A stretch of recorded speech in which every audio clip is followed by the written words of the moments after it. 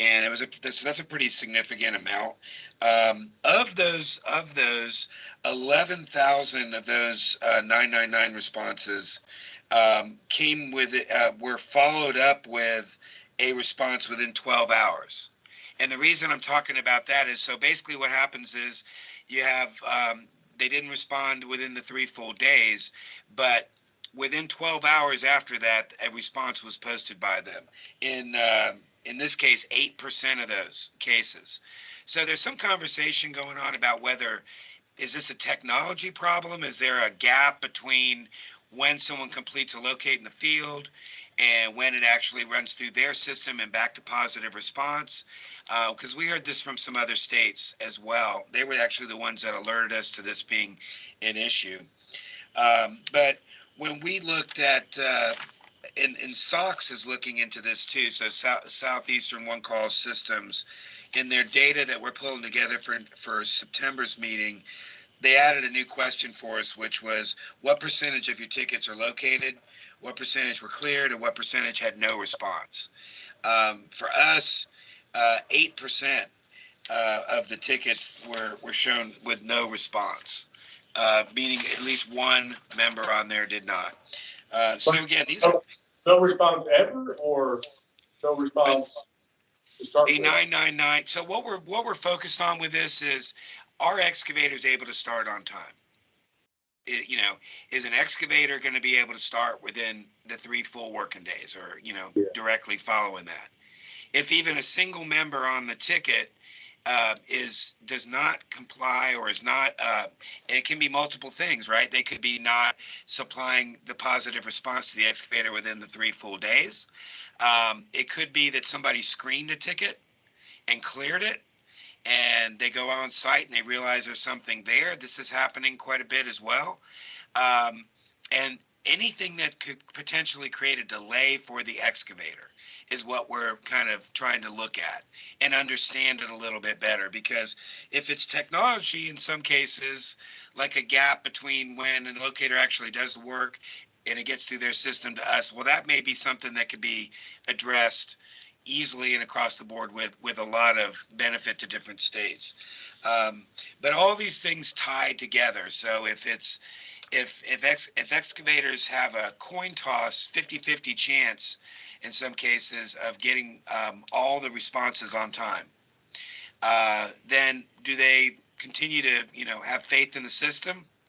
Or, as we saw with some of the no-call damages, all of those 150 plus responses that we got in the survey indicated they knew about 811. Yeah. So they didn't call for some other reason.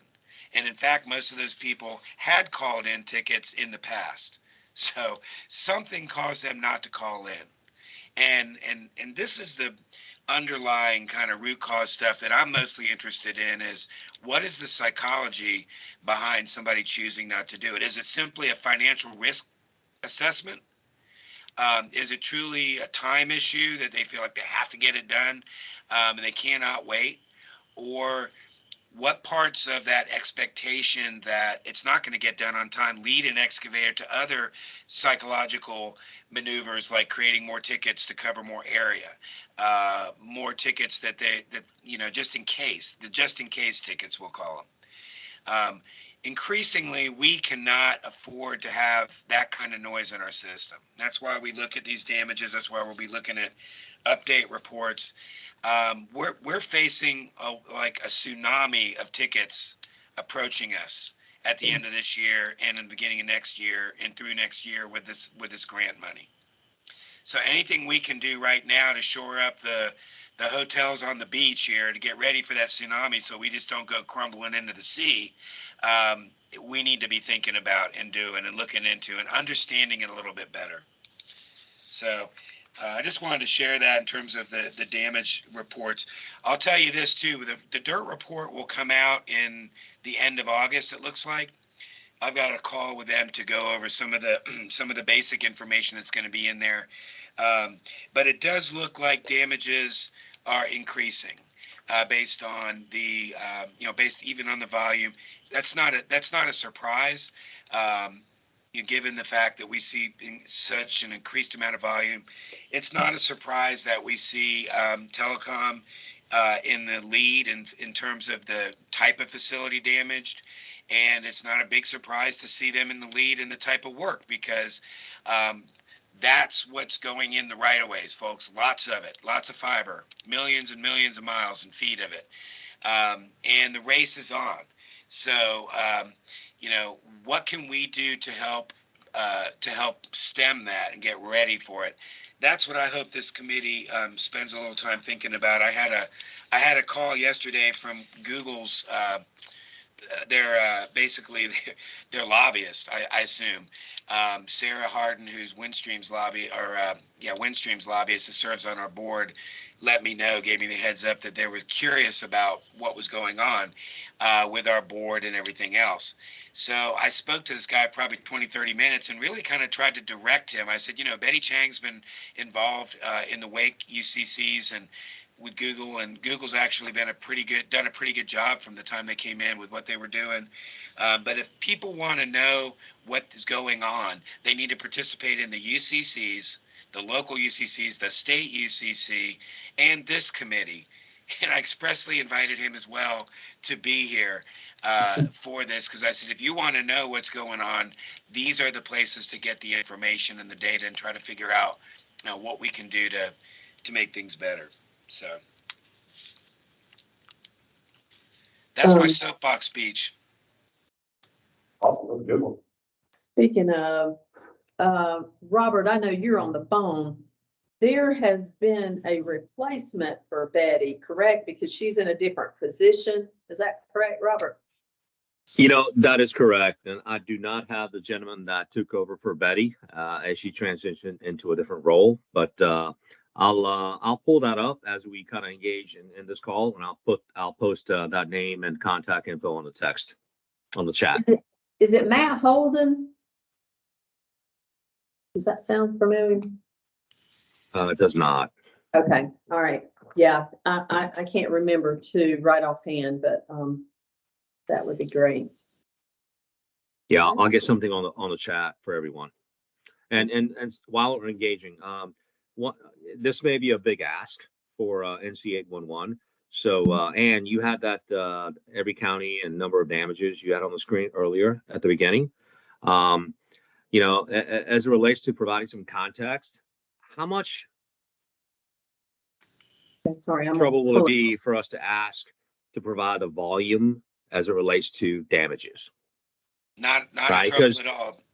Because you know, I look at Durham and I see that Durham's got 48 incidences, and let's say they had 10,000 locates. Yeah. And then let's say you look at NC Wake, that's got 75,000 locates. So you know, in an effort for everyone on this call, I think that can provide some context as to why there, you know, that number of damages, you know.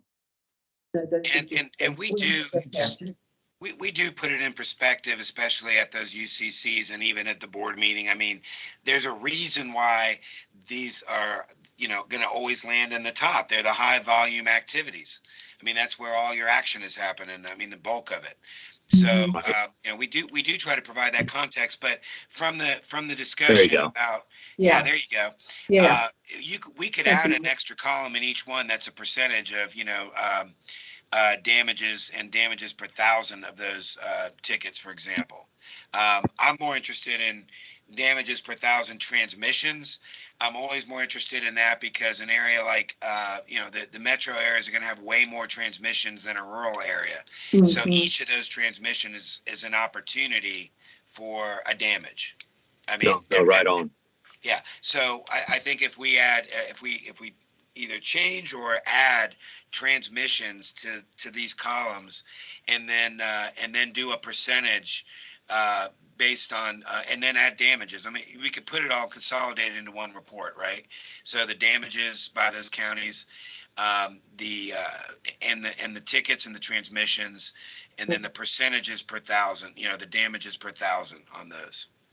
No, that's perfect. I think what we're seeing is that with all the grant money that you and I talked about yesterday, Louis, we're starting to see a lot of the rural areas that we're not accustomed to seeing the number of damages. You know, we're seeing it, and I think seeing that the uptick of volume can kind of give us some little more insight as to, you know, hey, what's going on? Why is all of a sudden are we having so many incidences, let's say in Greene and Pitt County? What's going on there, kind of thing, right? So no, I just want to kind of put that out there. No, yeah, Louis, thank you. Yeah, Appreciate no, it. the other context that Joel brought up in Mecklenburg, which I think is what was we're talking about damages per thousand, you know, that metric, he's showing some improvements. Specifically, I believe it was 2.3 damages per thousand in 2021. 2022, 2.17 damages per thousand, and this year to date, 1.89. Joel, stop me if I got it wrong. But that's a marked decrease in damages per thousand. And this is what I try to impress upon PHMSA, for example, when they say, well, you know, North Carolina seems like they've been relatively stagnant, you know, pretty steady in terms of the numbers of damages. I'm like, well, but put it in context, we're seeing increases in volume steadily year over year, you know, anywhere between 7 to 10%, you know, and sometimes even more than that we've had. So doesn't that play into this damage? I mean, these are all opportunities for at risk here. So No, absolutely. You know, internally at USIC, you know, we're looking at. We have the update report. Go ahead. I'm sorry. Okay, Robert. No, you know, Maybe internally go at ahead, USIC, we're looking at the mix of tickets, right? We're looking at your typical single address, a homeowner putting in a mailbox or landscaping. We're also looking at the tickets that are encompassing multiple addresses, right? As it relates to damages, right? So we're trying to drill down to see those opportunities as it relates to, you know, is this coming from potential project tickets? Or are they coming from single address tickets? So, you know what the number you provide at 811, that's great stuff. We appreciate the data you provide. Whatever you can do to provide some additional context as it relates to, you know, potentially what are some of these damages, 48 damages in certain counties, you know, how much of that is coming from multi-address as opposed to single address? Because, you know, that's where we're focusing on, because the mixes has shifted from single address to multi-address, right? And we're seeing that in all areas of, you know, our metrics, you know, especially labor and et cetera. So no, thank you, Louis. Thank you, Ann.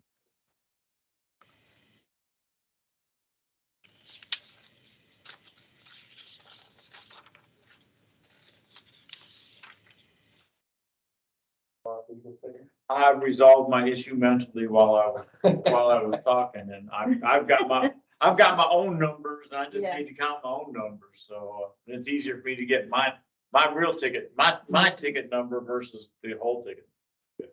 So Hey, was that Mark talking? Mm-hmm. yeah, Mark talk. Okay, Mark. Okay.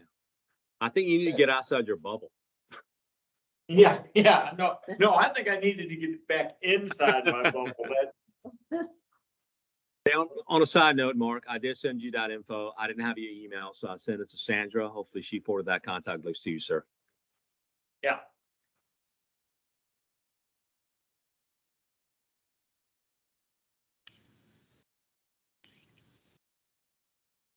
Any other discussion on the damages?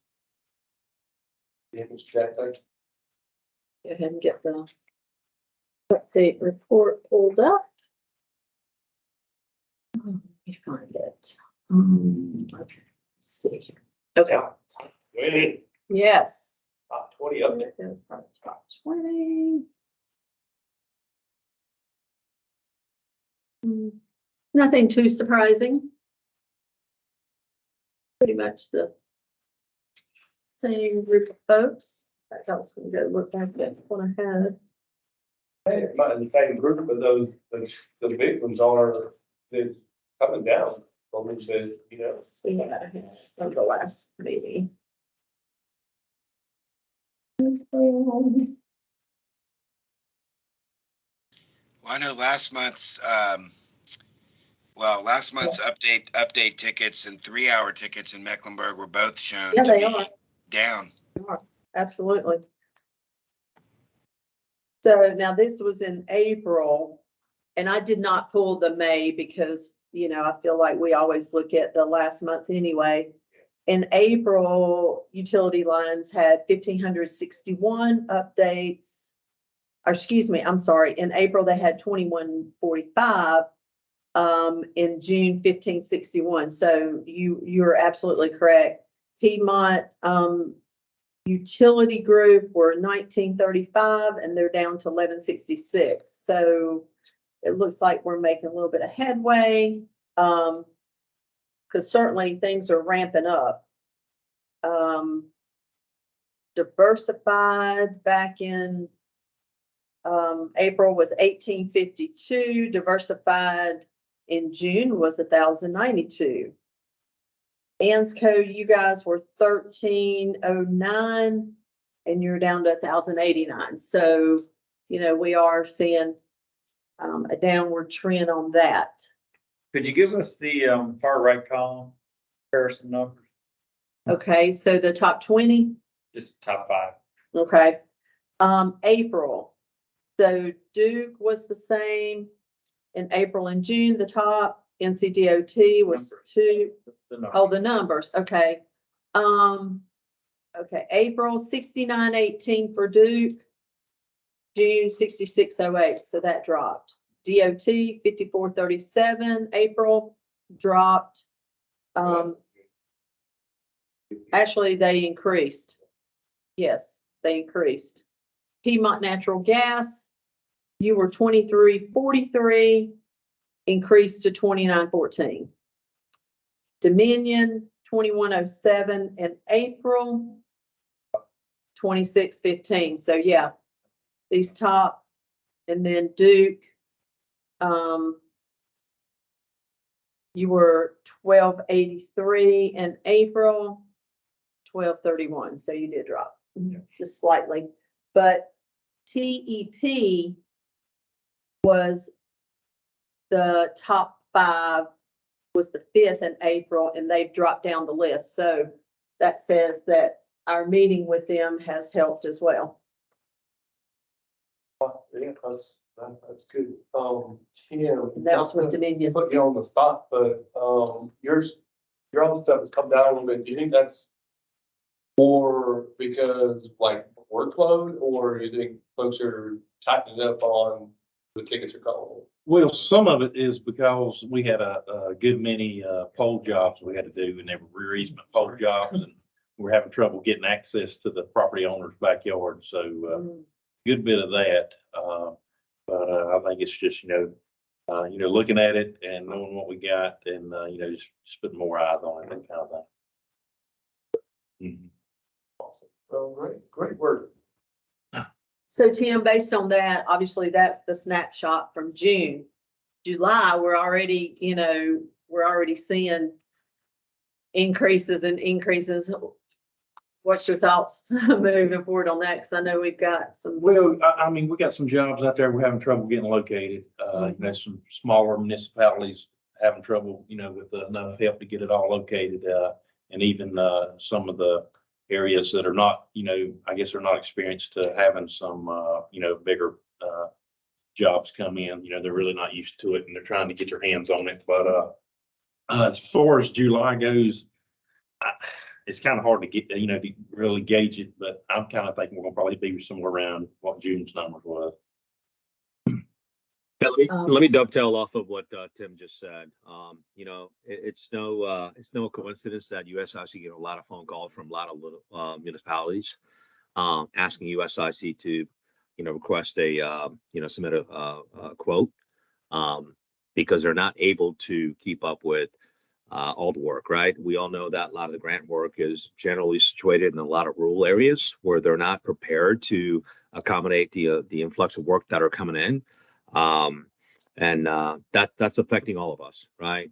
That's affecting Tim, that's affecting ANSCO, it's affecting USIC. But yeah, just want to provide that little context because, generally those outlying areas, they're used to managing X number of locates, X number of tickets. And then when the RDOF, the Rural Development Opportunity Fund kicks in and their work goes from 0 to 100. And it's been very challenging for every one of us. So just want to put that out there to what Tim said. one of the items, as I speak with my team every Monday, and of course we talk through the week, it has, I guess, probably even for the last 6, 7 months, there had been some discussion about maybe having some sort of summit, where we all kind of come together, the fiber folks, and kind of talk about some of these projects and see what we could do to assist each other, maybe with some of the, the USICs, the locating companies. Is there interest there?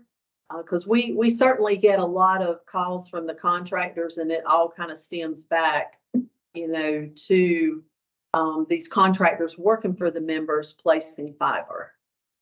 Well, I mean, we talk with USIC and, these private locate companies and, contract locate companies on a daily basis. So, I mean, it's really no new news as far as, the conversation's going. So I don't really know how that would really benefit us. Maybe a smaller contractor, it may. But, I mean, we've got good relationships with all these guys, and, they're there to help. Yeah, I second that. Okay. All right. Well, anytime anyone wants to utilize the event center here for any sort of meetings, I think I speak on behalf of Lewis, you're certainly welcome, to try to reinforce that communication. Yeah, just try not to pull a Segra and bring in 75. Don't bring any more than 75 people. Put it like that. There's parking limitations and capacity limitations. But by God, we were more than welcome to Yes. use this space for that purpose. Absolutely. Absolutely. All right, so I will go back to that. Any more questions on the top 20? And once again, once we finish this meeting, I will forward this data over to the liaisons, and then they will start working on the update tickets, and reviewing those that have been updated and updated and updated. So, but otherwise, it looks like pretty much the same group of folks. Once you again, like I think Robert was talking about with the damages, just off the volume. I mean, Yeah. They're going to be the utility lines has, I don't know, 6,000 tickets a month already. So. And even yesterday, one of the questions, and I can't remember exactly how it was worded, but, they were stating, well, do we really need to report if we hit a service line? Well, a damage is a damage. Damage is a damage. So please encourage everyone to report those so that we can, certainly have a more accurate picture. Because it may show from this data that it may not be that big of an issue in this county, when in reality it truly is. That's because no one's reporting the damages. And that's unfortunately Yes. the nature of this whole dirt reporting. We have mandatory reporting here by the excavators in the state. But when CGA asked me how confident I am in the numbers, do they accurately reflect the damages? No, they do not. Well, do you think it's close? No. Do you think it's 50%? No. I'd say there's way more actual damages than are ever getting reflected in here into the dirt. Now, I will say, at least by what we're doing on the positive side, we can trend it apples to apples within the state on the groups that are reporting. So I do think that that's a relatively stable population of group of people who understand they're supposed to report, and they do report the damages. So trending, if we're going in the right direction or the wrong direction, and even by county. That's one of the main reasons we wanted to break down damages by county and present those to the UCCs. We should be having a year of data now, Ann, I believe, on every one of those counties, right? Yes. For the updates. Oh, yeah. for damages. So when we look at damages by county, when we're talking about that, in terms of trending, Yeah. we should be able to show, Mhm. this is the number of damages, let's say Mecklenburg had in June or July of 2022. Here's what they have in 23. Here was the volume that they received, because we got all that data for the UCCs. This is the damages per thousand ratio that was existed in July of 2022, and here's what it is in July 2023. Is it improving or is it going down? And what is the rate of improvement or the rate of change? And we can actually look at that as a function of that, because that takes into account the volume and the action going on there. Is there a way to kind of beg the top 5, 10 utilities operating in a county to give you our damage count? Where, I know my damages per county, and if you could get Duke Energy Progress's damages and AT&T damages and Charter damages for Buncombe County, you'd at least be able to compare what we give you to this sheet. And you can see that 17 is a whole lot different than what you're gonna get count from all. Yeah, it would be a good exercise to do, even if we only did it, like you said, in a couple of areas, and with maybe just the top 5, just to see how wildly off we are. Because part of the problem here too, guys, is on the dirt, when we're trying to pull data here from the month of June, a lot of companies have not reported it into dirt yet. They wait till the end of the year and then they do a data dump. And so, then they have to call out duplicates and do all this other kind of stuff to try to get to their magic number. But so this is really closest to real time. The majority of this information, the bulk, 95% of it, comes from what we capture when somebody puts in a ticket during the month of June. It reports a damage to us. So it'd be interesting to see, what is the difference? Is it 20%, 30%, 40%? If we're the big 5, we're all DPI members, you'll run a month behind. But if we're gonna have to do monthly reporting, you'll have a number. Yeah, and that's a really good point, and something that we should really mention here. It's not because it's not on the agenda, but it's a CGA initiative, obviously, Damage Prevention Institute. So the Damage Prevention Institute now has 1,000. They broke the threshold of 1,000 members. What is it? Well, it used to be Gold Shovel. It was purchased by Common Ground Alliance, and the efforts are for companies to be able to compare themselves against each other along some metrics that are normalized. Now that's a mouthful, because first of all, they're still trying to figure out how to normalize the metrics and what metrics are meaningful. And does it even reflect tickets? Or is it damages per hours worked, which to me seems more appropriate to try to balance out, we're talking about excavator damages here. So, if it's a large company like Ansco or something versus a small company, they have a lot more hours work. So granted, they're going to be involved in more incidents just by nature of the risk. But this is DPI is also looking to establish metrics from the one call centers. This is a new thing. They'd like to come to one call and have us grant them certain access to stuff. I basically told them it's not our data to give. So it would be completely up to those operators to share. Now, to Mark's point, if the top 5 offer that information or become members of DPI and are obligated to report it anyway, then that information is going to get into their metrics. They wouldn't even need it to come from us, really. We automatically provide volume information and things like that into OCSI database for that gets used by DIRT as well when they try to calculate the numbers of damages per thousand and all that. So, but DPI is on the march, and they're certainly trying to come up with a fair and balanced way of approaching self-reporting, essentially, by utilities for them to be able to compare each other against each other. and contractors.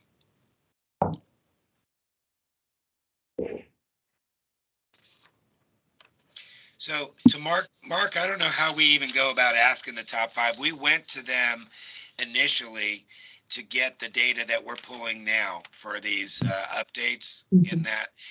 Right.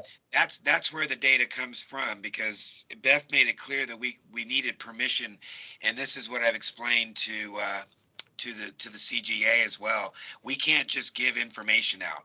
Operators aren't going to give us the right to do it unless they know what the purpose is.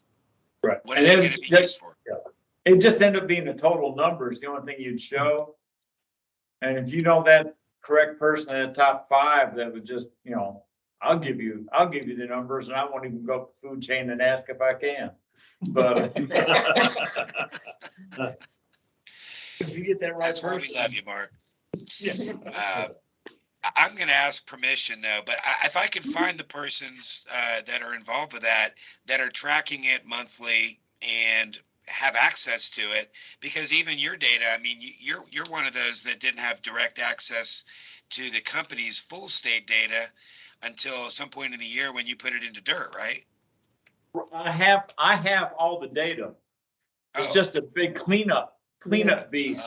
Okay. Is why I only do it once a year, but I have all the data on a monthly got you. basis. I just have 3 abandoned lines that are grade 1 leaks right now, stuff like that I need to fix before I enter the dirt. Lewis, I was gonna say, we've been having some committee meetings in South Carolina, and we're looking at changing the dig law in South Carolina. And we're actually going to try to push about actually, having mandatory, damage data report every quarterly. So we'll see how that goes, but, By whom? By the excavators or by the operators? by the operators. See, I like that. I don't know about the quarterly be great, but I like the fact that operators, Colorado has that in their law. So the operators are obligated to report damages. If for no other reason, if the excavators are reporting it and the operators are reporting it, you can do some kind of, merge and mix and compare and see how accurate, where are we missing the boat at? And it doesn't seem like it would be super onerous as long as that information is scrubbed and, and as Mark's saying, you're just looking at raw numbers for a county, regardless of where they came from. So I like that. I'll definitely, do you know when that's, Tim, is that law change or those changes looking to go in this year or next year? Hopefully, let's see, if I remember correctly, I think it's somewhere around February that the next session's open, if I recall correctly. Okay. So we're still in the, I'll we check still with got a Misty. ways to go for sure. Yeah, I'll check with Misty next week and ask her about it, but that's a great. Dan says a lot of ducks to get in the row before that happens, Before what happens? before they get to that point. Oh, gosh, yeah. 'Cause you're I mean, on you that- know how long it takes around here. Yeah. Is that right, next February? Is that right? Do you remember? Yeah, I think it's January, February, it's got to be like submitted, Yeah. but Minute. you gotta get everybody, well, I mean, you in North Carolina, it's not. You gotta get consent. No, It's not exactly. You're talking the end of 2025. If it's no problem. Yeah, I mean, look, we would not have gotten our 2014 changes, I don't think, if we hadn't had a senator with a stick beating us, or a House rep or whatever Mike was there, but, forcing the group to meet regularly to get this done. I mean, you almost have to have somebody, pushing the group to get those things done. And then even then, you're pushing a rock uphill when you get into people understanding at the state level even what this means. When they try to take the stuff that we're telling them we'd like to see in the law, when you actually get to writing it by somebody to put it into the legalese, it's difficult, it's challenging to get people to even understand what this means. So. Yeah. The daunting task, for sure. Yeah. Sorry, I didn't mean to derail you, Dan. Oh, you good. You good. We'll keep on pounding. And just to remember for the members that are on here, you do have that ability to utilize Dirt Light to report your own damages. So please utilize that, because I don't think it ever gets utilized very often. And that's why we created it for the member to report damages to their own facilities. I'll be honest, I don't know if we're reporting or if we're relying on, like the excavator to report damages. I don't have a clue. Well, this would be that your teams are working and you hit your own facility. Yeah. So, So they should report that, sure, Okay. yeah. all right. Cool. We don't get. You don't hit your own stuff, no. We don't get that. Duke is perfect. Yeah. No Ooh. damaging? No. No. Okay. All right.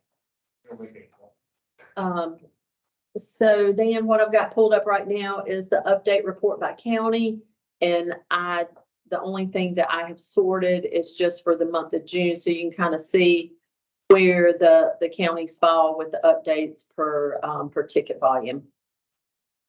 Meg, Wake, Guilford, Durham, Alamance, Forsyth, Iredell, Brunswick are the top 10.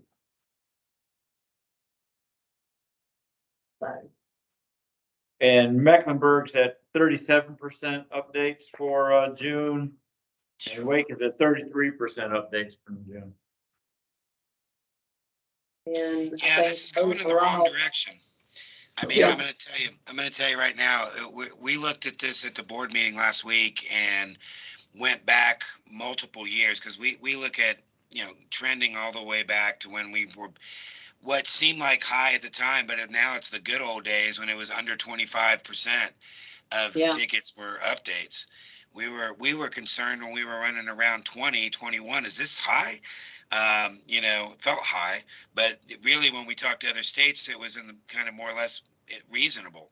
But as we're starting to see statewide 22 or 32, 33%, and some of these markets hitting 40s, and stuff like that, that's the challenge right there.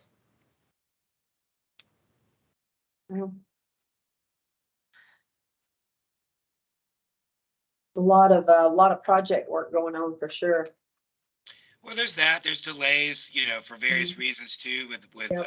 there's still people having trouble getting equipment or getting it out there. I mean, there's a lot of different things that can impact it, but it's the stupid ones that I feel like we have to get in front of. The simple stuff, Yes. Well, I bet you that the Dominion Energy ones, that 2,600, I bet you 1,300 of those are for running a service line. 4 hours Right. worth of work. Right. And is that just a matter of the coordination between who's generating the tickets and the work, or is it just, what would you say that is? Asking a question. Yes, sir. What? No, I'm saying- I was Yeah, I was outside my bubble. Okay. Yeah, so we're not sure exactly what it is. But see, that's where when we talk to these folks and we try to understand the process, whoever it is that's the bird pecking away at the water, just updating those tickets, do they understand, has the work been permitted? Is it ready? Is it done? I mean, these are some questions that are really, it feels like the person that's creating the ticket should know versus just punching in from a big list.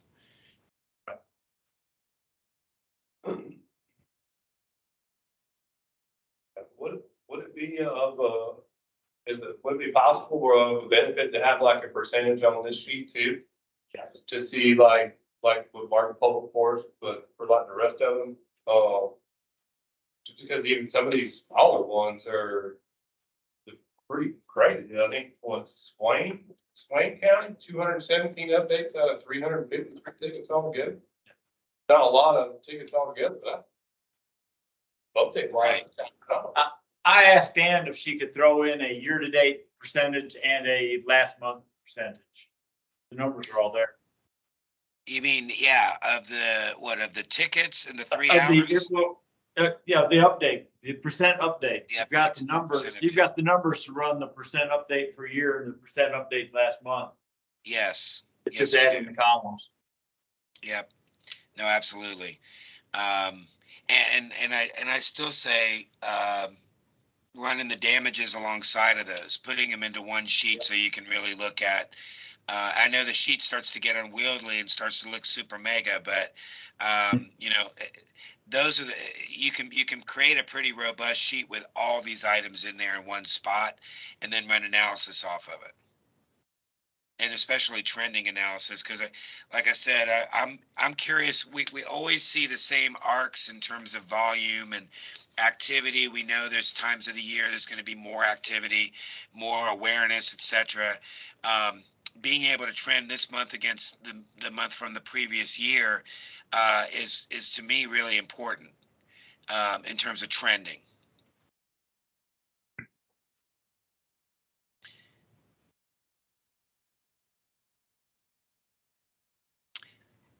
But yeah, Ann, are you taking notes on this? Because I really do want. We can go back to Leslie and Yeah. ask her to do some of these things with the data.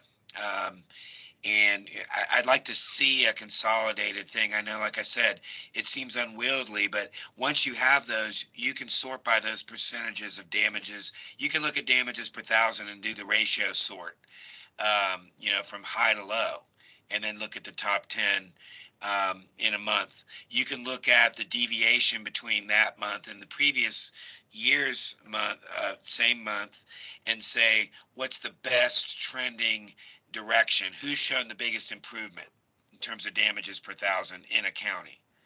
And then sort those counties from top to bottom. And you can flip it the other way and see who's gotten Mhm. really the Right. worst in that period of time. So, we can sort, slice, dice this data a million times, folks, all different ways. The question is then, what do we do about it?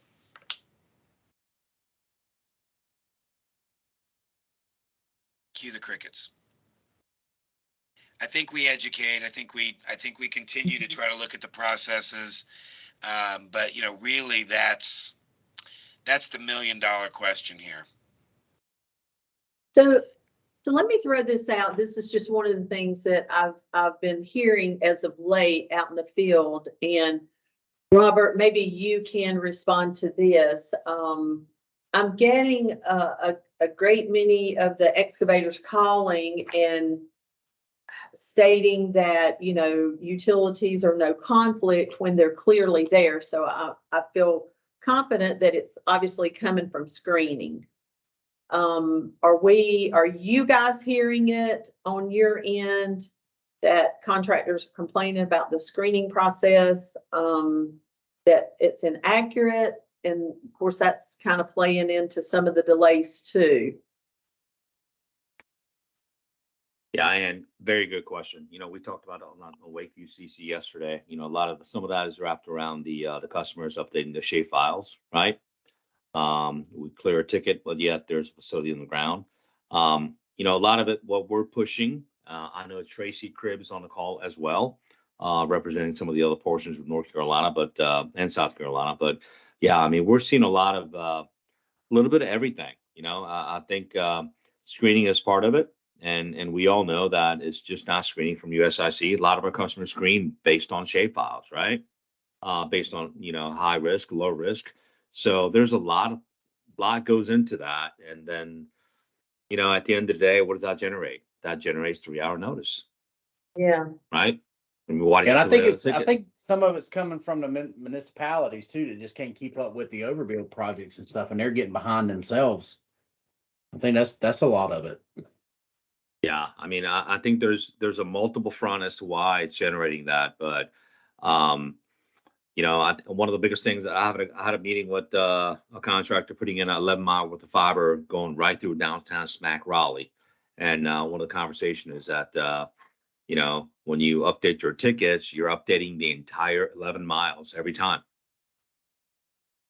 even though 50% is done.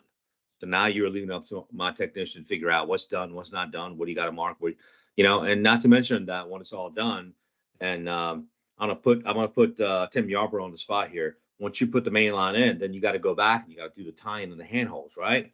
So when the tie-in comes in, but the update comes in for the entire job, right? And that puts us in a very bad situation to figure out exactly what's going on. Again, more 3-hour notices, right? So, yeah, I mean, I hope that answers a little bit of what you asked, Ann. Maybe not, No. maybe a little bit. Yeah, I think my concern is more on the screening side from what we're hearing. Contractors are really questioning the no conflicts on a lot of the screening. So, you Right. know, obviously And- the and couple of Robert, members we're that not are doing that. necessarily even, and we're not even talking about screening that you're doing at USSC. We're saying even before it Right. gets to you.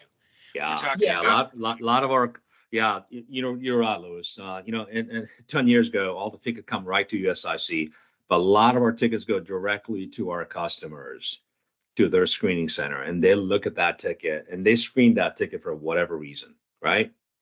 And that's the concern that we're hearing. And Yeah. I guess my question was to you, are you getting that same feedback from the contractor? And, you know, once we kind of determine, is there, you know, definitely a trend there, you know, do we, you know, and obviously there go is, back to our member? because when a text goes out there, unfortunately for, you know, poor technicians who goes out there, as far as an expert is concerned, hey, why did you not mark this, right? And that is not a time and place for us to have that conversation about screening and all that, right? When an excavator calls on a ticket, hey, I just want my stuff marked, right? And yeah, that is that's a concern. I know Lewis and I had this discussion, you know, way back when. But the screening is definitely a concern, especially when a ticket is screened, right, by the customer, and USIC do not locate it because we weren't asked to locate it. But a 3-hour comes in, you know, I'll be totally frank with everyone on this call. You know what we tell our customer? We will get there as soon as we can. Because we were never even given the 72-hour notice to even go to that ticket.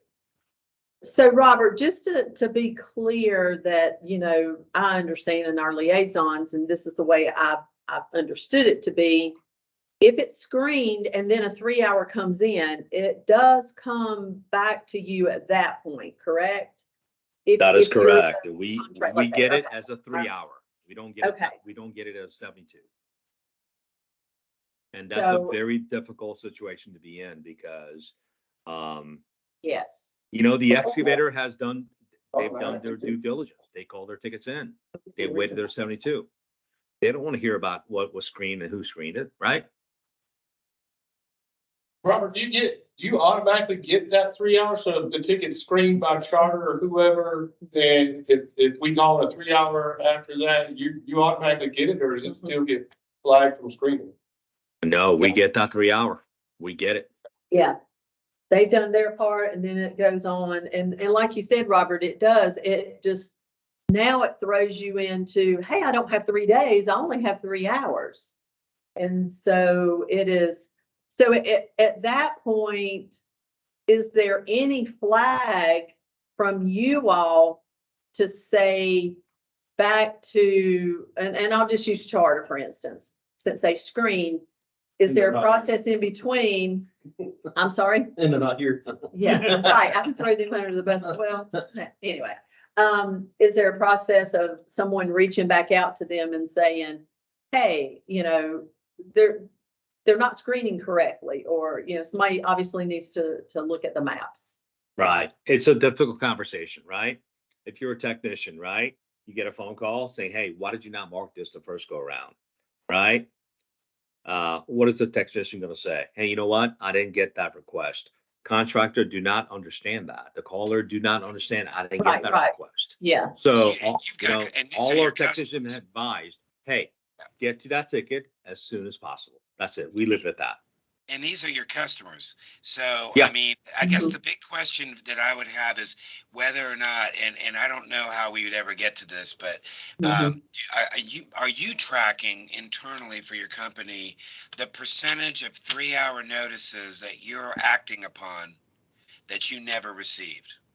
Yeah. And do you rough out, do you know, is it 10%, 20, 25? In other words, what percentage of those 3 hours were from tickets that you never got because they were screened out?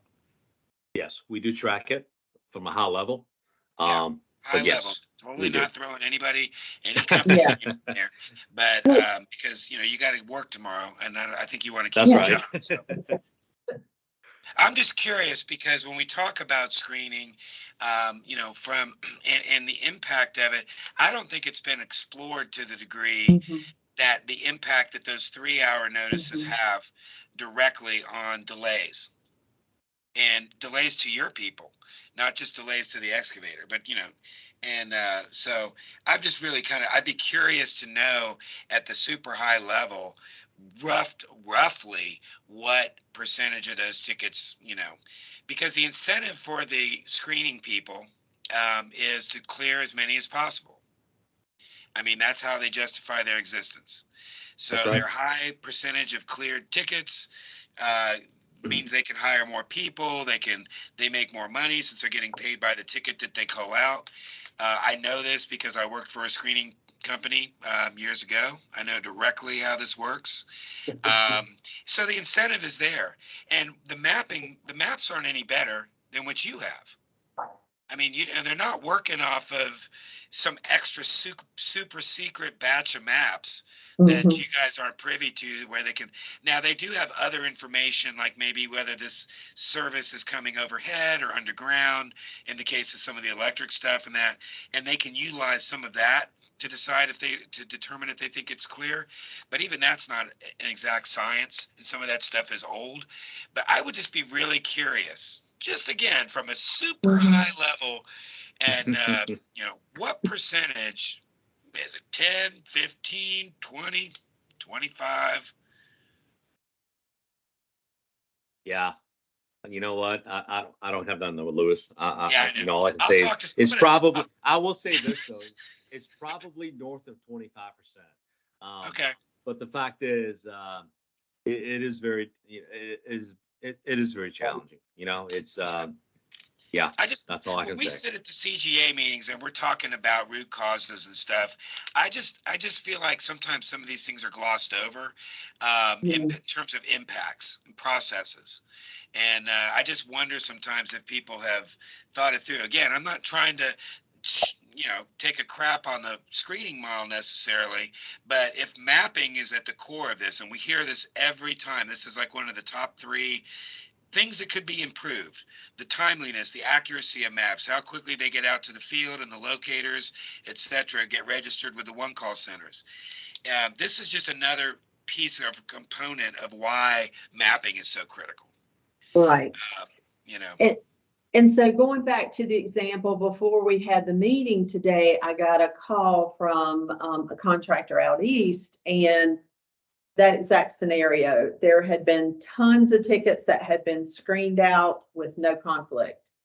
They placed 3-hour tickets, and obviously, to your point, Robert, now you've got these tickets that you've never received the original notice, and now all of a sudden you got to respond in 3 hours. So the question from the contractor is, well, what do I do now? We've got to work. We've got people sitting there. We've got equipment. Member is, breathing down our back. And, I think obviously that's where the law doesn't provide you clear direction. And as we tell everyone, it's a judgment call. Do you want your people to go home safe? Do you want them to hit a power line or a gas line? And so it is, and I think at the end of most of these calls, it for us is just allowing that person to vent and then trying to help them discern what is their next step. Is it safe for them to go ahead and dig? And then, of course, in that process, hey, do you attend your local meetings? Yes, or no, or I already have a contact with the utility. So I think for us, and I'm just saying that from the liaison perspective, we're getting tons and tons of calls in that respect. And so just trying to figure out how we can all work together to, as we always say, get these facilities in the ground safely. But I do, this is going to get worse with this type of scenario. No, I agree. because And all I think one of the way you see that is because we see ticket that, to overcome or to get around some of that stuff, screening, whatever the case may be, or the ticket calls for mark everything, right?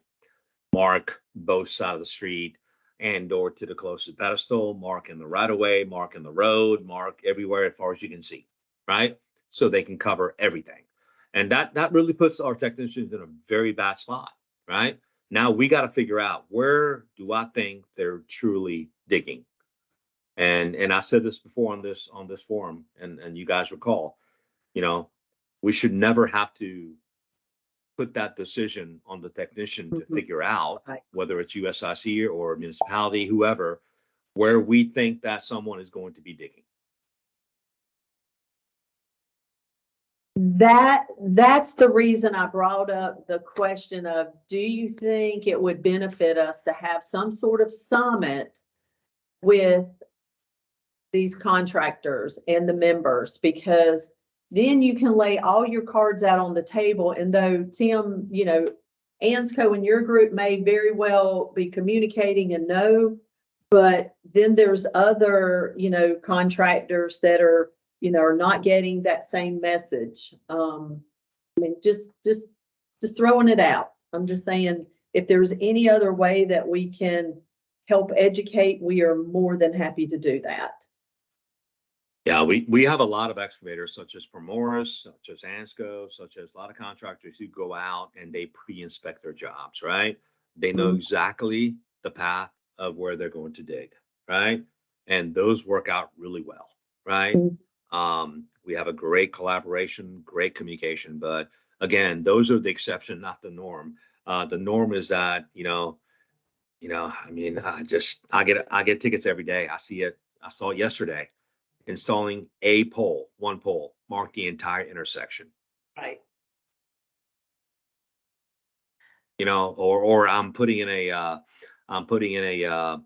don't know, a drain tile, or putting in something, mark both sides of the street. So, then 50-50, we're going to get it wrong and something will get cut.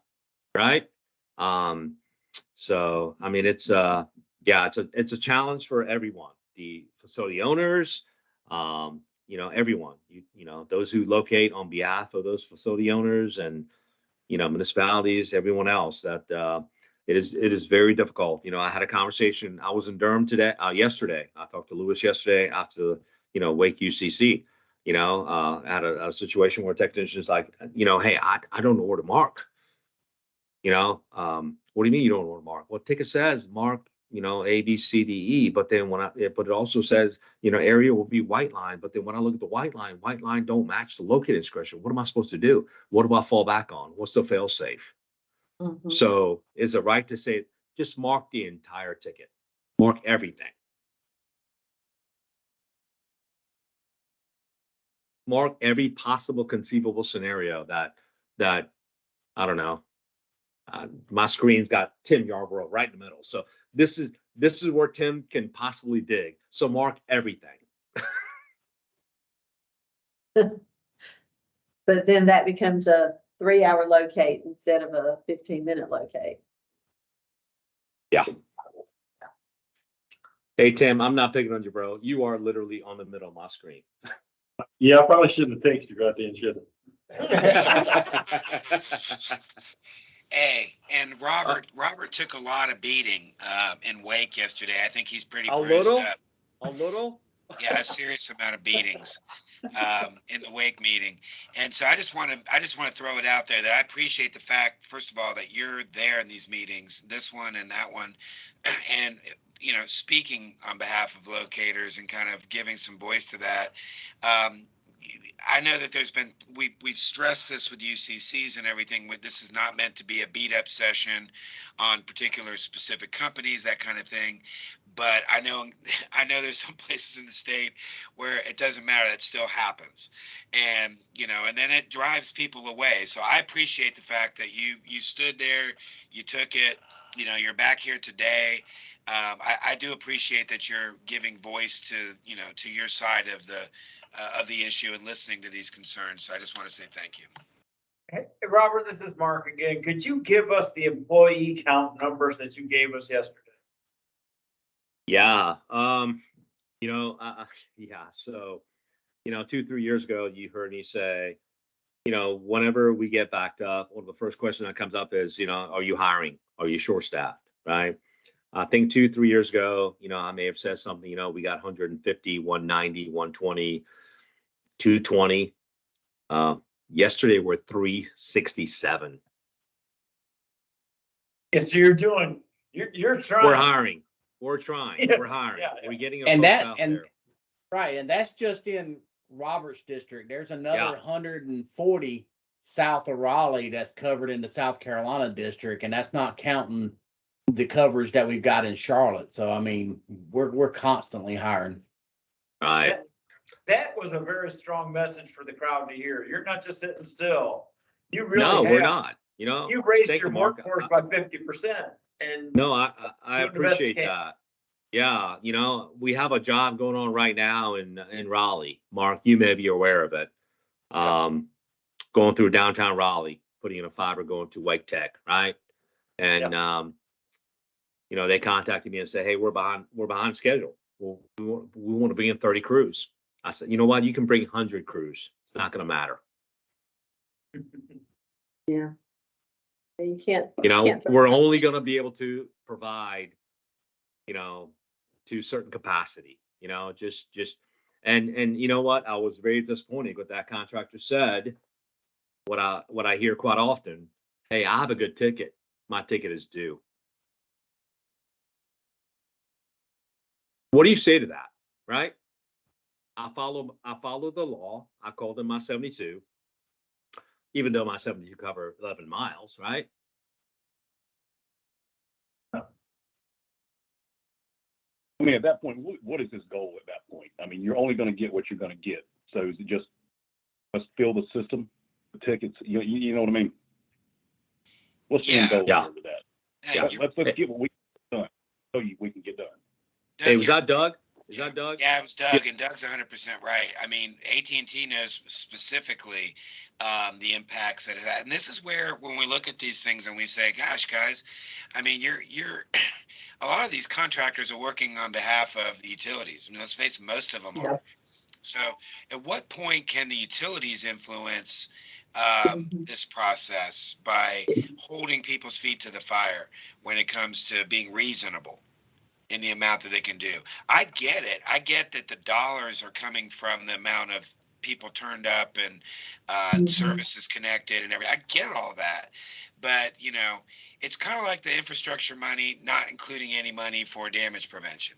How do you throw billions of, dollars out there and say, we're going to get all this done and not account for what's already there? I don't get it. No, Doug, appreciate that, man. You and I actually rode through that job, and yeah, I mean, it's not much more I can say other than there's a lot of work out there, and all we can push for is collaboration. Folks to understand that there's a lot of work that goes into trying to make sure that our folks don't get pressed to locate something and end up with damage. So just but every contractor has an operator, okay? I hate to say it, but the operators can't control a lot of that. But there's bad contractors, but there's a whole lot of good contractors out there trying to do the right thing all the time as well. Absolutely. I agree with Oh, that 100%. absolutely. You know what? Absolutely. I agree 100%. Yeah, But Gord, when this is one of those situations there's where a the there's a 1% or trickle down 2%. effect, right? It cascades downward, right? Yeah, it When doesn't take something a like whole. that happens. Yeah, it doesn't take a whole bunch of them to create a standstill. So that's the problem, Gord. I mean, for sure, we recognize NUCA, AGC, and the Rogers and the courts and all those folks of the world who are, diligent, vigilant, and dealing with this stuff. And sure, Tim, I'll throw you in that batch too because you're at all these meetings. But I'm saying there's plenty of people who are trying to do the right thing, but it only takes one or two, to really foul up the system. And those guys still have an operator that they're working for down the line somewhere. They're not working on that project That's what I'm saying. The operators have a lot of control. I mean, it might be a sub of a sub, but there's somewhere down the line that, the operators can help Yeah, encourage for them to sure. do the For right sure. thing. For sure. And CGA is actually, that's one of the survey questions that do you think contracts play a part in damage prevention? Meaning, Absolutely. and they absolutely do, but what point do you include things in a contract that you have expectations and requirements, and that to what degree are you policing that and making sure that there's either incentives or penalties around those? Contracts absolutely is one of the places to address this. I go back to Segra when they had their crews there. They recognized they were contributing to noise. They said, we're not going to do this. We're going to put our foot down. We're going to tell our contractors they're going to do the right thing. And they made a dent. It was a small dent, but because they weren't a huge volume, but it was illustrated that you can make a difference if you do hold your contractors to a high standard, of meeting those expectations. So to kind of add to that and I'll kind of skip down to the Underground Review Board when we met other day, and I know Eric dropped off and he's a new member, Eric Lochner, to the Underground Review Board. One of the discussions that came up is, are members gonna start looking at using the extraordinary circumstances, opportunity to put things on hold? And so there was conversation around that. I mean, to me, all you're doing is just a delay in a process even more. So, but I just wanted you to be aware that that was some kind of discussion from some of the members. Could that be utilized? And Lewis, I know you can, talk about that it has been utilized in the past, but is it the right thing to do? Well, it was a stop stick thrown in the road to sort of slow things down is what it was, and to get people's attention to come to the table. I mean, I understand exactly why it was done. You're right. That's not the intent of extraordinary circumstances. It's meant to be, not used in that way. But I also understand the frustration of entities not sure how to even address this if there's just no way. And that's another one of those things too, where the stick of the review board can really actually damage relationships between parties when it's utilized too much, or I'm going to throw 100 complaints in against this company because they failed to do this on time or whatever. That's really not the intent, and it will generate responses like that from an operator if that's the way it's deployed. So it's kind of a fine line in this, but you're absolutely right. That's not the intent of it, but it certainly made its point when it was done. And from the review board, and I know Mark, you were on that call. We are getting complaints from contractors against members, and there were some rulings for fines and training for non-response of 3 days, and then non-response of the additional violation of the 3 hours. So I think we're going to maybe start seeing more and more of those. Wow. So we ruled on some of those. There's homeowners complaining against each other. It was quite a mix of different complaints, but certainly I just wanted you all to be aware that contractors are making complaints of tickets not being responded to on time. Let me speak out of turn again, because I can't shut up. And we knew this battle was going to come up. It's us turning in complaints against the no ticket submitted, and them turning around and saying, well, you didn't get it located on time complaint. So we need to communicate. We need to sit down before we start doing that stuff. And I don't think we're doing that. Hey, Mark, I appreciate Exactly. that. Lewis and I talked about this yesterday. One of the complaint on the way QCC was that, without getting into the weeds, is that, hey, we got a ticket that, USS didn't mark within 72. So I drilled down and found out that we marked it the first time. Got a second update, walked it the second time, got a third update. We're trying to figure out, hey, are you really doing this work? Because we invested a lot of time and effort on this job. And before we mark it for the third time, are you digging? And then we get a complaint saying we didn't mark that ticket within 72. Yeah, and you know, to Court's point, I don't want to throw every excavator under the bus, but there are groups that just say, you know, well, this is what the law says, and it's free to me. It's free. So, you know, you're going to do what this says because it's the law and it's free. And I don't really give a crap if it's a burden to you. But you know what? I don't care. You know, so you're just going to do this. And that's where it all falls apart right there, is that lack of understanding and discussion and working together and that kind of thing. It's unfair. There are states that charge excavators, you know, that the excavators pay a fee for the service. You know, it's been free since the 70s or whatever, but you know, there are states that say, no, wait a minute, you know, this is really, if you're going to do these things, then recognize there's a cost involved. So I don't have an answer, but you're 100% right. And as I said before, many people striving to do the right thing and communicating and talking. And as I say, it doesn't end with a one call ticket. A lot of times you have to have that communication between the locator and the excavator, especially on these long projects. And we already determined that we can't change policy to create, you know, to force people to not do both sides of the road. That needs to be clarified in legislation.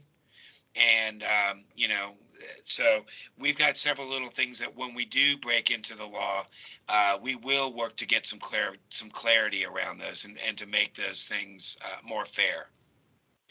But, you know, it's a challenge, folks. Yes, it is.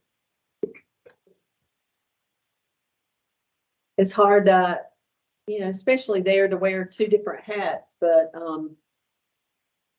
luckily I was able to make some notes, and we'll certainly reach out to some of those contractors to speak with them, because there's things they can do on their end too as well.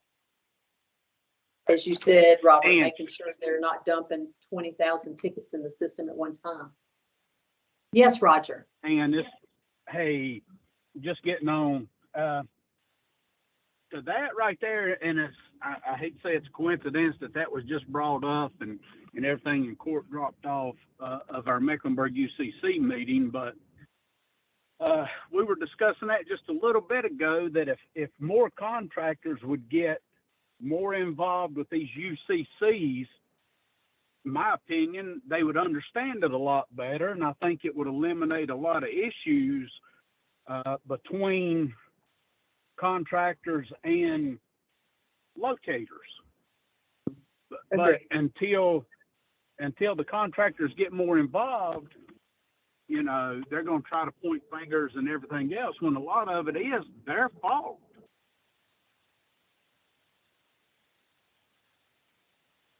Well, there's certainly enough blame. There's enough to go around, right? Yeah, I see to say it's a little bit of everybody has a role, and this is where the CGA. You know, I've always said when you talk about dirt, you talk about damages. You need to put a mirror up in front of yourself and say, what is it that I can do? Okay, well, yeah, that would be good information in there, but that's what I was. Yeah. One of the things though that doing at ITS, you know, I'm going to start this fall, but we're rolling out some expectations for our contractors, and I'm going to require them to attend 3 to 4 local UCC meetings a year to meet expectations. That's going to be, I don't know how effective it's going to be, but you know, I'm going to make it an expectation and encourage them to get involved. And Roger's right. Pardon? I said that's a great start for sure. Yeah, I don't know where we're going to get to, but we got to try something. But the more they understand, the more they get relationships they build, the better it can get. But like I said, I'm going to start this fall, but that's, you know, I'm going to work, that's going to be an expectation for them, that I'm going to meet with every one of our contractors and require them to, attend it. And I'm going to hold their feet to the fire on it, So that's just adding that to that comment Roger made.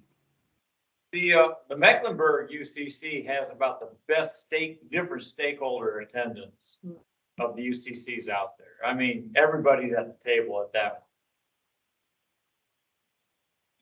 And still has one of the highest damages. Yeah. But again, it's the highest, one of the highest volumes. I mean, that's where all this activity is happening. So, but you're right. That diversity of stakeholder groups, and Wake does a pretty good job too. I don't want to say that they don't, but but those two are really exemplary of the a mix. There's other places I've been to where they just say, look, the excavators just stopped coming for whatever reason. COVID put a dent in it first, and so you could point to that, but we're past that now. So we need to figure out ways to encourage more folks to go, whether it's incentivizing or like Court's doing, making it an expectation, and then looking for those folks to make sure that they did it. And also encouraging stories like Ralph's and on Wassa and positive stories of communication that results in a job getting done with no damages. People need to see that a job can still get done on time or ahead of schedule and under budget and still follow all the rules the way they're supposed to be done and not take advantage of things.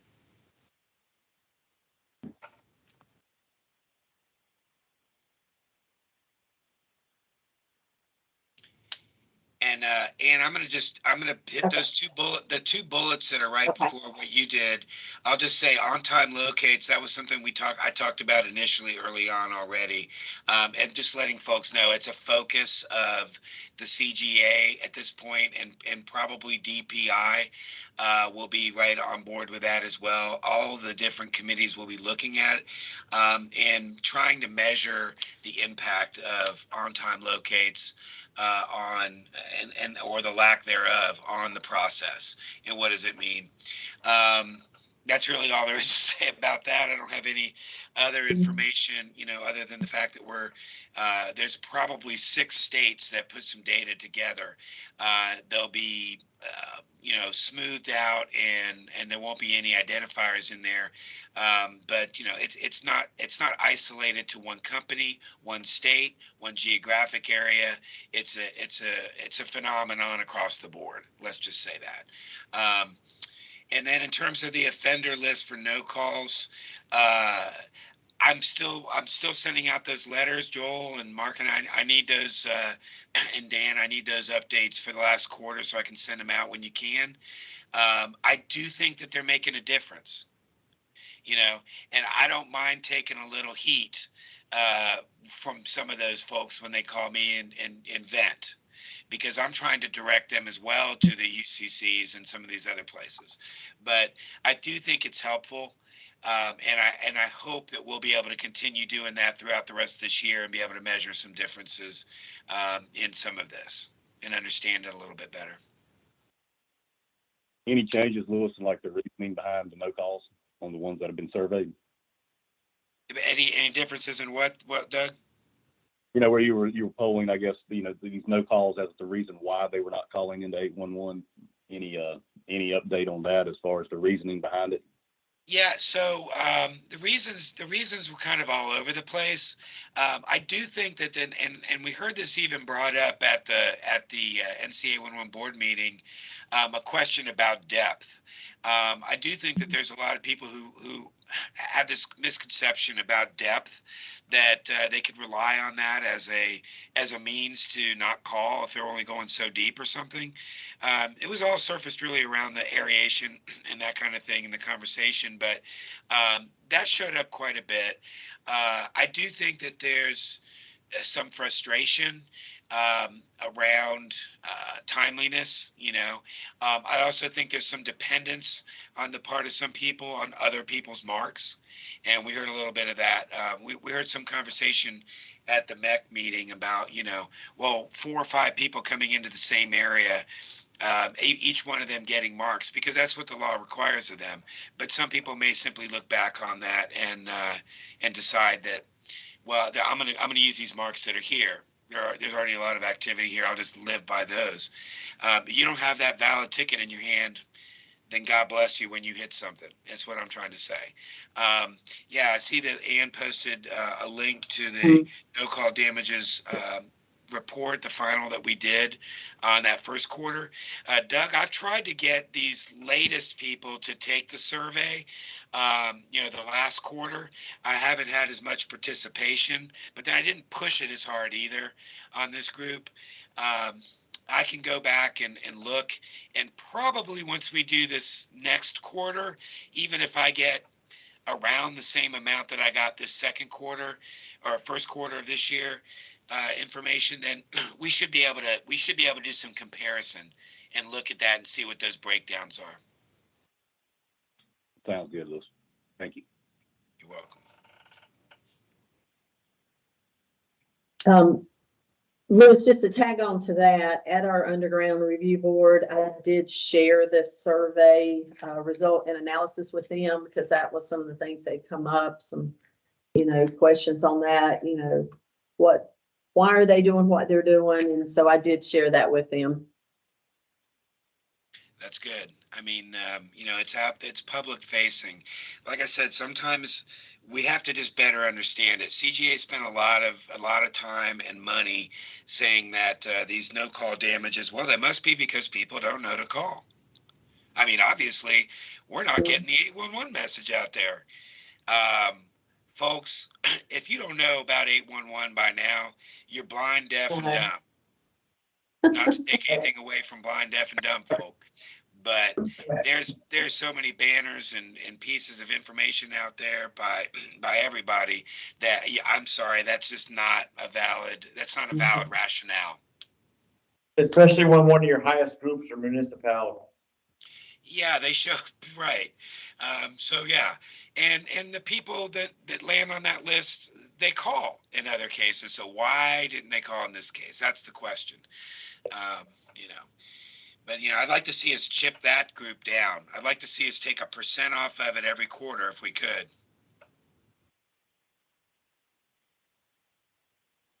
Two other cases that did come up, and just want to remind folks, and I had to dig in and think about it, was were covered under exemptions for governmental entities and DOT, things like replacement of a sidewalk. Though to me, it would have seemed like there would have been a call to make a locate, but they're using that exemption as that being normal maintenance work. And unfortunately, in a situation, they did hit a gas line. So there's things like that are happening, out there. So just want to make you aware of, the municipalities, the counties, the DOTs, they are utilizing that exemption, but I think it is having some harsh results at times on other utilities. I comment on that, and they need to look at the definition of an excavation. That's any disturbance in the Earth's surface. So, and Louis, back to what you're talking about on depth, it doesn't matter. The definition of excavation is any disturbance in the Earth's surface. It doesn't matter if you're going 1/16 of an inch deep or if you're going 16 foot deep. I mean, the law states that if you're an excavator, you got to call 811. So, to me, there's no excuse.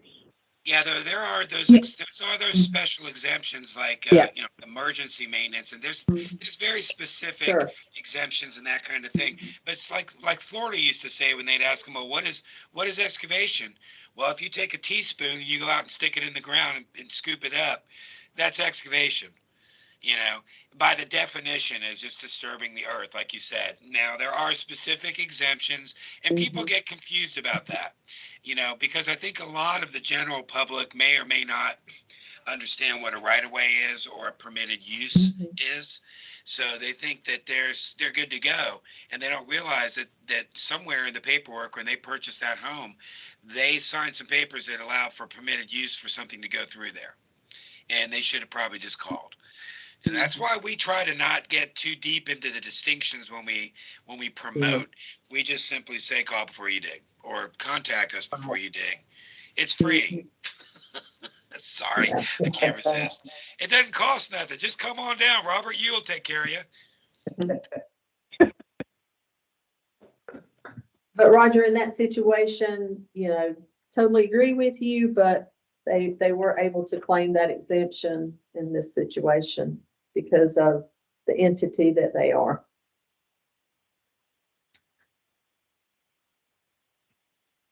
Okay, thank you, Ann. You're welcome. Plus, I'm actually headed to Greensboro now for a NUCA meeting, so I'm gonna be able to address to the board there that we need to get more of our people, the contractors in these UCCs and work together on it. Please have them attend.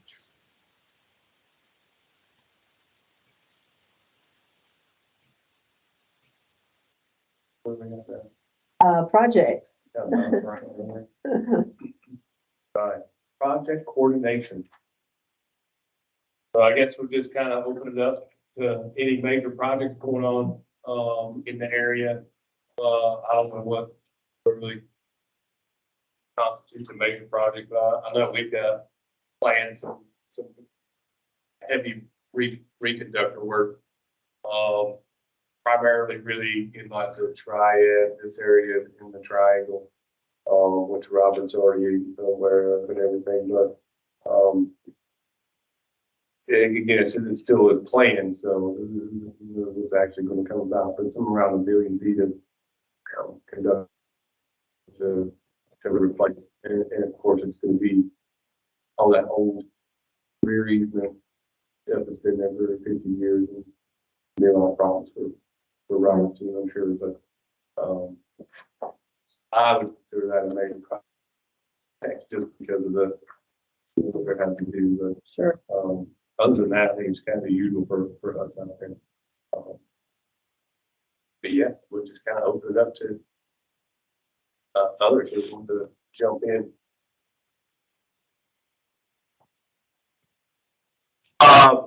I watched the multiple updates.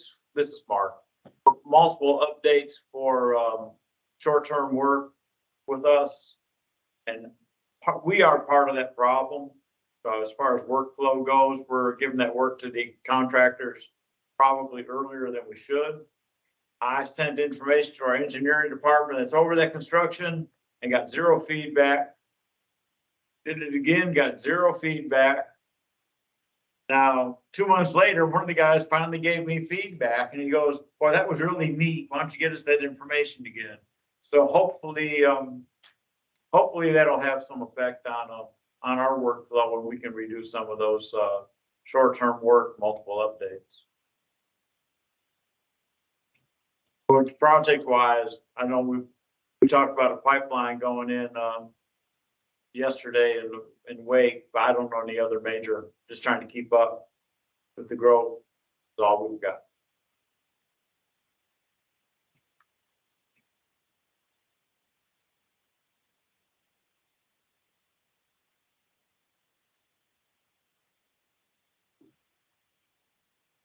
Doug? Hey, well, as you goes without saying, we are extremely busy. I know Robert's mentioned our reference to one of the 11-mile project that we've got going on in Raleigh, and the other pipeline headed out to Wake Tech. I know going out west, there's a pretty large project about. I know LineQuest has that one, but it's about a 9 to 15 month project that's going around several cities. It's about 1,600 mile project. And covered over Alamance, Guilford, I think Winston-Salem, Forsyth County area. But those are, really the couple big ones right now. And again, just trying to keep up with the growth and the other smaller but yet still large projects we have going on.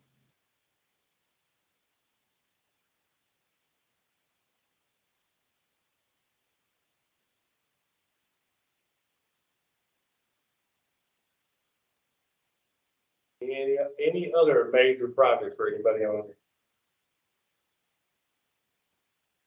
Anything going on your way, Tim? Same thing you said. You know, anything you want to add to it? Yeah, that's it, about same old stuff. So I was just trying to write down a few that you were talking about. When you were talking about the 1,600 mile, you said 9 to 15 month. Tell me a little bit 9 to about 15. what that is. It just came to me too. This is obviously a fiber project that's kind of, from the way it's described to me, kind of going around, kind of outskirts of these particular counties. I don't have all the details on it yet, Ann, but I do know, like I said, it was Alamance County, Guilford County, I think Winston, Forsyth County, and up around Mebane area. So it's a pretty large footprint over there around those guys. But yeah, this just got to me. I'll get you more information as I get it as well. I'll go ahead and put it out there that Lumos fiber has I don't know, close to 10 million linear feet in South Carolina and multi-million in North Carolina. We don't have all the details other than the fact that we're working very closely with Lumos as it relates to what we're talking about right now. So. And Lumos was formerly North State, right? It's North State, it's Segra, it's Legacy Lumos, it's everyone. Yeah, okay. Whew. I cannot keep up with these collaborations and rebranding and buyouts and, okay. Agree.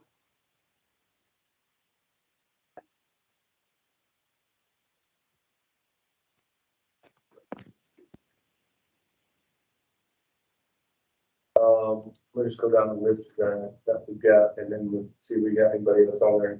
Which AT&T does. Anything else from you? Well, I'll skip this now. No, sir, I'm good. Thank you. Awesome. Is Joel with Piedmont? I can't see this. Great. Yeah, he's on. Piedmont, Joel? Any updates from you? No, no, thanks. I'm just a fly in the wall today. Awesome. Well, we appreciate you here. Thank you. As far as, so Duke here, yeah, no major, any updates really for us. Like we talked about utility lines and stuff.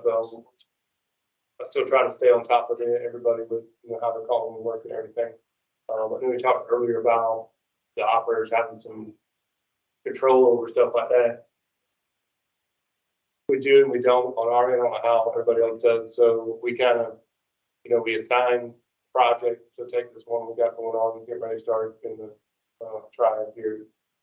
We assign the project, and that's kind of as far as we can go, really, because we can't really get into interpreting what they're capable of doing. So if they call in 30 miles, our expectation is that they can complete that 30 miles, but we can't dictate what they can or can't do. And then into the law interpretation too, we can step in and interpret the law. So we can. So safety guys, I guess, is really about as good as it can get. But you can't really tell them you can never pay.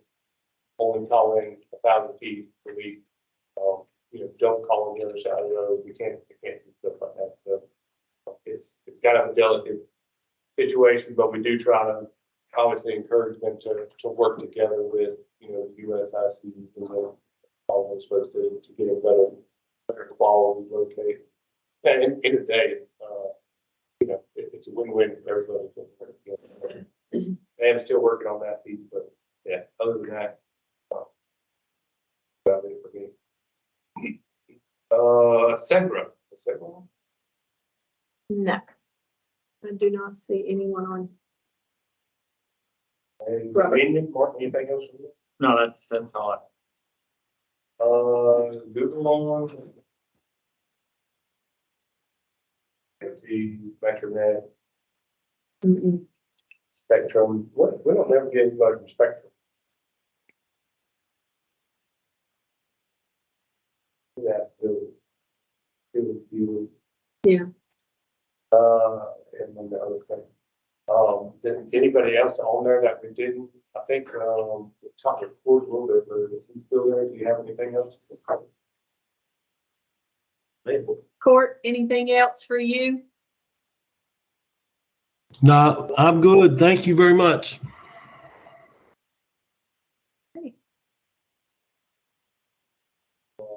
Roger was on to Roger, anything else from you? No, I'm good. Thank you, Dan. No. Who else we got up there, Ann? Lewis. Yeah, I think I've just about yapped enough. So I think it's all been said. And we have Richard Walsh out in the western part of the state with Dominion. Oh, Richard. Oh, I just Richard. talked to him.